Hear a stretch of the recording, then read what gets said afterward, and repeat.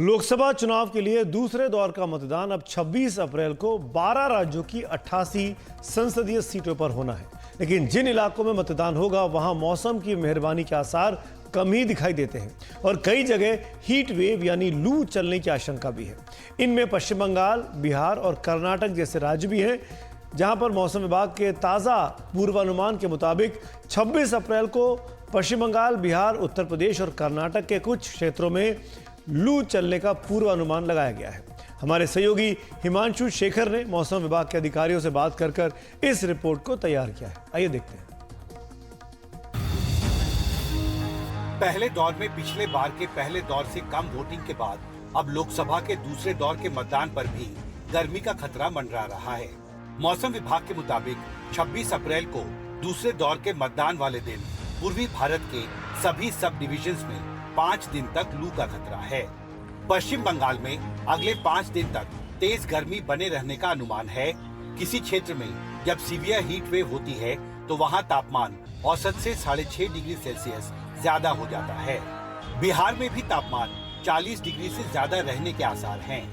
पश्चिमी उत्तर प्रदेश में 2 दिन बाद लू चलने की आशंका है, जबकि भीतरी कर्नाटक में 5 दिन तक तेज गर्मी रहेगी। 26 अप्रैल को देश के 12 राज्यों के 88 संसदीय क्षेत्र में मतदान होगा दूसरे चरण में, और उस दिन के लिए हीट वेव का पूर्वानुमान मौसम विभाग ने जारी किया है। सबसे ज़्यादा खतरा जो है वो पश्चिम बंगाल में जताया गया है, जहां पर हीट वेव से वेरी सीवियर हीट वेव का खतरा है। साथ ही पास के बिहार के कुछ इलाकों के साथ साथ पूर्वी उत्तर प्रदेश और पश्चिमी उत्तर प्रदेश के कुछ इलाकों में भी हीट वेव का पूर्वानुमान है। इसके अलावा दक्षिण भारत में विशेषकर कर्नाटक के कुछ अंदरूनी इलाकों के साथ साथ केरल और कोंकण में भी हीट वेव का खतरा है। वेस्ट बंगाल की बात करें तो वेस्ट बंगाल में हमारा अनुमान ये है कि आने वाले 5 दिनों में heat wave to severe heat wave रहने का अनुमान है। मेन सीवियर हीट वेव हम तब कहते हैं जब टेम्परेचर सामान्य से 6.5 डिग्री सेल्सियस से ज़्यादा हो जाते हैं। अगर 4.5 से ज़्यादा रहते हैं तो हीट वेव कहते हैं। बिहार में भी हीट वेव रहेगा। उसके बाद 2-3 दिनों के बाद हमने उसका कलर आगे ऑरेंज अलर्ट दिया है, साथ में मिनिमम टेम्परेचर भी बढ़े रहेंगे। और जैसे ये सब हिमालयन वेस्ट बंगाल का एरिया है जो पश्चिम बंगाल के साथ में है, वहाँ भी हीट वेव का रहेगा। अगर आप उत्तर प्रदेश की बात करें, वहाँ पे भी 24 आवर्स के बाद कल से ईस्ट उत्तर प्रदेश में हीट वेव आना स्टार्ट हो जाएगा। और वेस्ट उत्तर प्रदेश में 2 दिन के बाद जितने भी कोस्टल एरिया है, केरला, इवन कोंकण, गोवा बीच में, तमिलनाडु के coastal areas, coastal Andhra Pradesh, Rayalaseema, वहाँ पे भी आने वाले दिनों में हॉट एंड ह्यूमिड रह सकता है। मौसम की चुनौतियों से निपटने के लिए चुनाव आयोग ने राज्यों के सभी मुख्य चुनाव अधिकारियों की समीक्षा बैठक बुलाने का फैसला किया है। इस बैठक में सभी मतदान केंद्रों पर शामियाना, पीने का पानी और पंखे जैसी सुविधाओं की समीक्षा की जाएगी।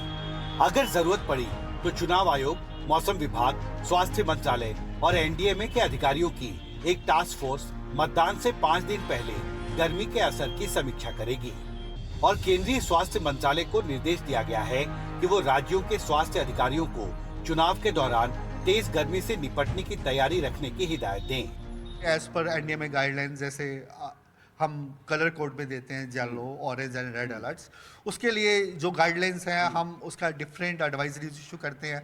जैसे कि लोगों को क्या क्या प्रिकॉशंस लेनी चाहिए, कैसे कपड़े पहनने चाहिए, लाइट कलर लूज कपड़े पहनने चाहिए। उसके साथ ही they should take more fluid like that one, and naturally सीधा सन के if you can cover your head you should cover it. और ऑब्वियसली जब पीक गर्मी का समय है उस समय बाहर नहीं निकलना चाहिए। ये सारी हम प्रिकॉशंस देते हैं साथ में।